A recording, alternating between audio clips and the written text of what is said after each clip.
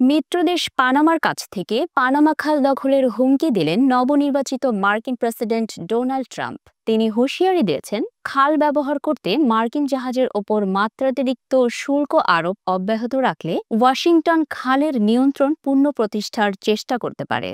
শনিবার ২১শে December truth social নেটওয়ার্কে লেখা পোস্টে ট্রাম্প বলেন, যুক্তরাষ্ট্র পানামাকে যে অসাধারণ উদারতা দিয়েছে তা জেনেও পানামা যে ফি নিচ্ছে তা হাস্যকর। বিশ্ব বাণিজ্যের প্রায় ৫% পরিচালনা হয় পানামা খাল দিয়ে। জাহাজের ধরন এবং এর পণ্য সম্ভারের উপর নির্ভর করে $৫ থেকে শুরু করে ৩ লাখ পর্যন্ত ফি দিতে হয়। ১৯১৪ সালে ওয়াশিংটনের নেতৃত্বে নির্মিত বাণিজ্য রুটটি তখন থেকেই যুক্তরাষ্ট্রের জন্য গুরুত্বপূর্ণ ছিল।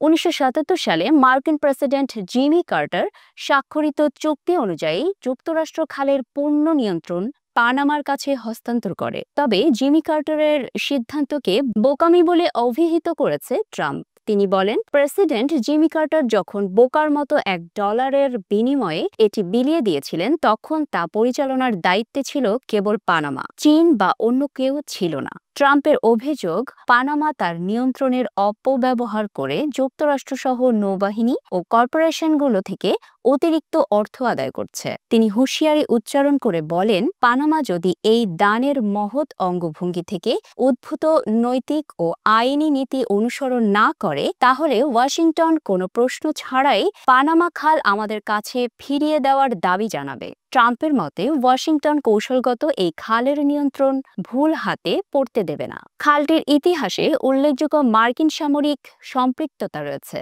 ১৯৮৯ সালে পানামা মার্কিন আগ্রাসনের লক্ষ্যবস্তুতে পরিণত হয়েছিল।